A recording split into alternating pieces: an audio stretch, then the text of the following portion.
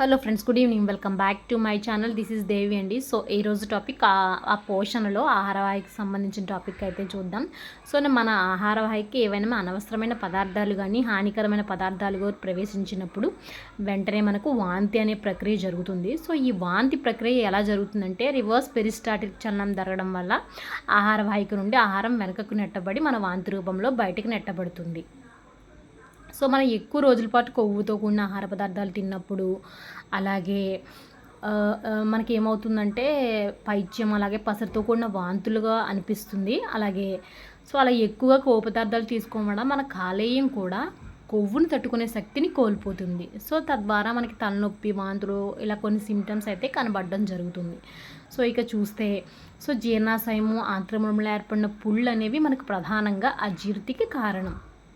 So ఇటువంటి symptoms అనేవి మనం ఎక్కువగా చికాకు, ఆందోళన, కంగారుగా భోజనం చేసే వాళ్ళల్లో చూస్తూ ఉంటాం. సో మనం ఎప్పుడూ కూడా ఆరోగ్యంగా ఉండాలంటే ప్రతిరోజు మన జీర్ణనాళాన్ని ఖాళీ చేయాలి. సో ఎప్పుడైతే జీర్ణం కాని ఆహారం పెద్ద ప్రేగులో ఎక్కువ రోజులు నిల్వ ఉంటుందో అప్పుడు అది మన రక్తం శోషించుకుని అందులో బ్యాక్టీరియాల వల్ల మనకి రకరకాల వ్యాధులు అనేవి రావడం జరుగుతుంది. ఇక పోషకాహార లోప వ్యాధులు. సో మనం తీసుకునే ఆహారం సమతులంగా ఉండాలి. అంటే అందులో పిండి పదార్థాలు, మాంసకృతులు, క్రొవ్వులు, ఖనిజ లవణం ఇలా మొదలైనవన్నీ ఉండాలి. వీటిలో ఏది తక్కువైనా సరే మనకి పోషకాహార లోపం కలుగుతుంది. సో మనం తీసుకునే ఆహారంలో ఒకటి లేదా అంతకన్నా ఎక్కువ పోషక పదార్థాల లోపం ఉన్నట్లయితే దాన్ని పోషకాహార లోపం అంటారు. సో మనం పోషకాహార లోపాన్ని ప్రధానంగా 3 రకాలుగా వర్గీకరించవచ్చు. ఒకటి ప్రోటీన్ల సంబంధిత పోషకాహార లోపం, రెండవది క్యాలరీల సంబంధ పోషకాహార లోపం, మూడవది పోషక విలువలు లేని ఆహారం తీసుకోవడం. సో ప్రోటీన్ల సంబంధిత పోషకాహార లోపం వల్ల ప్రధానంగా కలిగే వ్యాధి ఏంటంటే క్వాషియోర్కర్.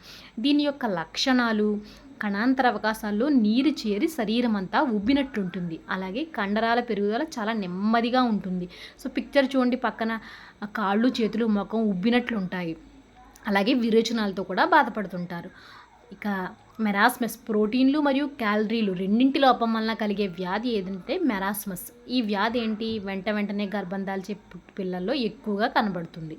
సో ఈ వ్యాధిగ్రస్తుల్లో బలహీనంగా ఉంటారు, నిస్సత్తువుగా ఉంటారు. అలాగే పొడిబారిన చర్మం, కీళ్లవాపు, పెరుగుదల లోపం, విరోచనాలు మొదలైన లక్షణాలు అనేవి కనబడుతూ ఉంటాయి. ఇక స్థూలకాయత్వం. సో అధిక క్యాలరీలు ఉండే ఆహారం తీసుకోవడం వల్ల ఈ స్థూలకాయత్వం అనేది కలుగుతుంది. సో వీళ్ళు ఏంటి, భవిష్యత్తులో డయాబెటీస్, గుండె సంబంధిత సమస్యలకు వీళ్ళు ఏదో ఫేస్ చేయవలసి వస్తుంది.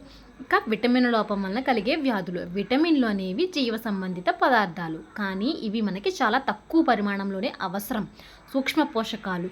మన శరీరంలో విటమిన్లు అనేవి సంశ్లేషించబడవు, కానీ మన శరీరానికి ప్రధానంగా 2 రకాలుగా విటమిన్లు అనేవి లభిస్తాయి. ఒకటి మనం తీసుకునే ఆహారం ద్వారా, 2 మన జీర్ణ వ్యవస్థలో ఉండే బ్యాక్టీరియా. సో ఇవి ప్రధానంగా 2 రకాలు. నీటిలో కరిగేవి, క్రొవ్వులో కరిగేవి. నీటిలో కరిగే విటమిన్ బి, సి, క్రొవ్వులో కరిగే విటమిన్ ఏ, డి, ఈ, కే విటమిన్లు. ఇప్పుడు మనం బి విటమిన్లు అయితే చూద్దామండి. Vitamin A, vitamin B one. So దీనివల్ల కలిగే వ్యాధి ఏంటి? బెరీ. ఇవైతే చాలా ఇంపార్టెంట్ అండి ఈ పట్టిక. దీని లక్షణాలు వచ్చేసి వాంతులు, మూర్ఛ, ఆకలి లేకపోవడం, శ్వాసలో ఇబ్బందులు, పక్షవాతం కూడా రావచ్చు. బి1 థయామిన్, ఈ టేబుల్ చాలా important. Next B two riboflavin. So దీనివల్ల కలిగే వ్యాధి గ్లాసైటిస్, నోటిపూత, పెదవులు చివర్ల పగలడం, నాలుకపై పుళ్ళు, వెలుతురు చూడలేకపోవడం, పొడిబారిన చర్మం. సో ఇవైతే సిమ్టమ్స్. ఈ 2 చాలా ఇంపార్టెంట్ అండి, దాని యొక్క రసాయనం, దానివల్ల కలిగే లక్షణాలు. ఇక విటమిన్ బి3 నియాసిన్ అండి. సో ఇది పెలాగ్రా అనే వ్యాధిని కలిగిస్తుంది. చర్మ వ్యాధులు, నీటి విరేచనాలు, అలాగే జ్ఞాపశక్తి తగ్గిపోవడం, చర్మం పొలుసుబారడం, వాంతులు, మూర్ఛ. ఇక నెక్స్ట్ విటమిన్ బి6 అండి, పైరిడాక్సిన్. సో ఇది వచ్చేసి అనీమియా అంటే రక్తహీనత. లక్షణాలు వచ్చేసి వాంతులు, మూర్ఛ. ఇక next vitamin B12 cyanocobalamin. So ఈ సైనకోబాలమిన్ అనేది మన జీర్ణ వ్యవస్థలో బ్యాక్టీరియా సంశ్లేషించడం జరుగుతుంది. పెర్నిషియస్ ఎనీమియా, అలాగే నిస్సత్తువ, ఆకలి మందగించడం, దీనివల్ల కలిగే వ్యాధి ఏంటండి? Pernicious anaemia. నెక్స్ట్ విటమిన్ బి11 ఫోలిక్ యాసిడ్. సో ఎనీమియా రక్తహీనత, నీటి విరోచనాలు, ల్యూకోసైట్ల సంఖ్య తగ్గిపోవడం, జీర్ణ వ్యవస్థలో శ్లేష్మ సమస్యలు. సో ఈ రసాయనము అలాగే దీని యొక్క లక్షణాలు అనేది చాలా ఇంపార్టెంట్ అండి. అలాగే ప్యాంటోథనిక్ ఆమ్లం, B5 పాదాల పగుళ్ళు, నడవలేకపోవడం, మడుము నొప్పులు. సో ఇదైతే చాలా ఇంపార్టెంట్ అండి. అలాగే బయోటిన్, విటమిన్ B7, బయోటిన్, నాడీ సంబంధ సమస్యలు. దీని లక్షణాలు ఏమిటి? కండరాల నొప్పులు, అలసిపోవటం, మానసిక వ్యాకులత. ఆస్కార్బిక్ యాసిడ్ వచ్చేసి స్కర్వీ, గాయాలు మానకపోవటం, ఎముకలు విరగడం. ఇక నెక్స్ట్ రెటినాల్, ప్రధానంగా రెటినాల్ విటమిన్ A, ఇదేంటి? కన్ను చర్మ వ్యాధుల్ని కలిగిస్తుందండి. అలాగే రేచీకటి, చత్వరం, కండ్లు పొడిబారటం, చర్మం పొలుసు పారడం, నేత్రపట్ల సమస్యలు. కాల్సిఫెరాల్, విటమిన్ D, రికెట్స్, ఎముకలు సరిగా పెరగకపోవడం, పెలుసు బారడం, దొడ్డికాళ్ళు, ముంజేతివాపు. విటమిన్ E, ట్యోకోఫెరాల్ అండి, ప్రధానంగా వంధ్యత్వ సమస్యలు అయితే కలుగుతాయి. పురుషుల్లో వంధ్యత్వం, స్త్రీలలో గర్భస్రావ సమస్యలు.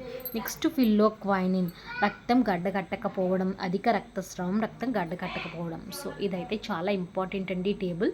సో మీరు ఒకసారి చూడండి. మనకి ప్రధానంగా రసాయన నామము అలాగే దాని యొక్క లక్షణాలు important. Thanks for watching. Please subscribe.